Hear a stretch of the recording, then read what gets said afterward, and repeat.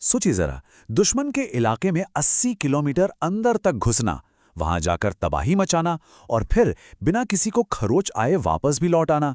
सुनने में किसी फिल्म की कहानी लगती है ना? पर यह कोई कहानी नहीं है। यह है भारतीय सेना के इतिहास का एक सबसे सबसे साहसी ऑपरेशन। तो आज हम चाचेरों पर हुए उसी छापे की अविश्वसनीय दास्तां को समझने वाले हैं। तो 1971 का भारत पाक युद्ध चल रहा था और इस मिशन का मकसद एकदम साफ था। सीमा पार करो, जोरदार हमला करो और वापस आ जाओ। बस, ये सिर्फ एक ऑर्डर नहीं था। ये तो स्पेशल फोर्सेस की पूरी सोच को दिखाता है। मतलब तेज, घातक और बिल्कुल निर्णायक। लेकिन असली सवाल तो यही उठता है ना? कि आखिर एक छोटी सी कमांडो यूनिट ने यह लगभग नामुमकिन सा काम कर कैसे दिखाया? मतलब वो दुश्मन के इलाके में 80 किलोमीटर अंदर तक गए कैसे? और सबसे बड़ा सवाल, वापस कैसे आए? तो इस कैसे का जवाब जानने के लिए ना, हमें उस वक्त के हालात को थोड़ा समझना पड़ेगा। चलिए चलते हैं दुश्मन की लाइंस के पीछे। साल था 1971 और जंग का मैदान, सिंध का वो बेरहम रेगिस्तान।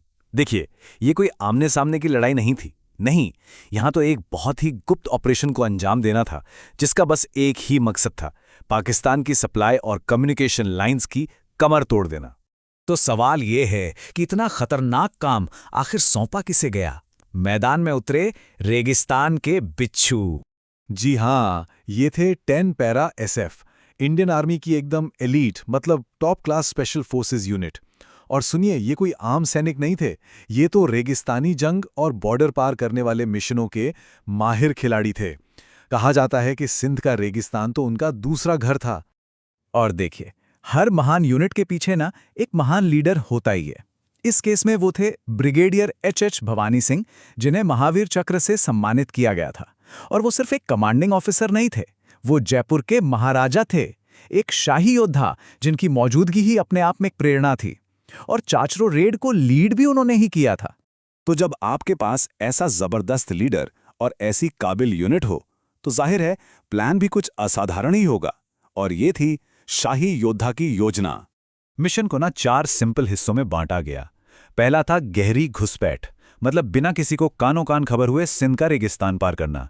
दूसरा, चाचरों पर हमला। ये एक ऐसा शहर था जो दुश्मन के लिए बहुत जरूरी था। तीसरा, अफरा तफरी मचाना, दुश्मन की सप्लाई लाइंस को काट दो ताकि वो कुछ कर ही ना पाएं। और सबसे मुश्किल और सबसे जरूरी चौथा स्टेप, सुरक्षित वापसी।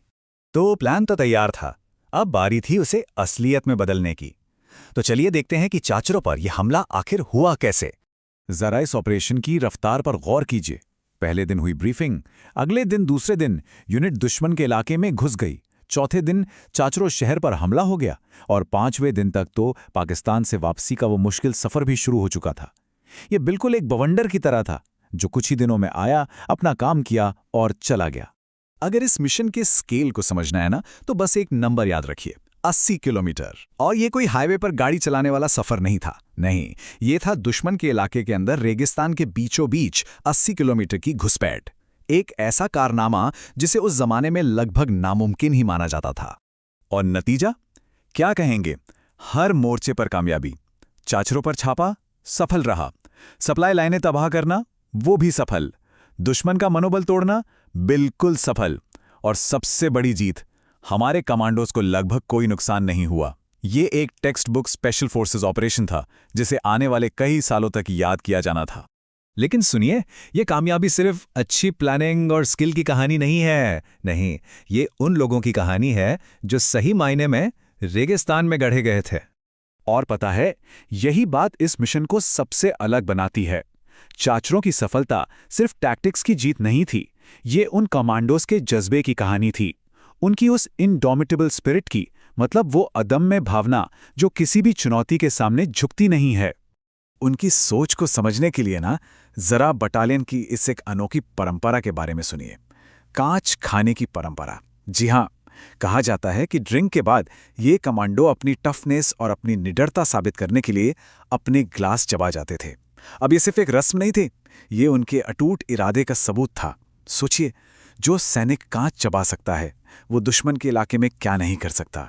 तो आखिर में चाचरों की ये कहानी हमें एक बहुत बड़े सवाल पर लाके छोड़ देती है कि एक महान, एक लेजेंडरी फाइटिंग फोर्स आखिर बनती कैसे है।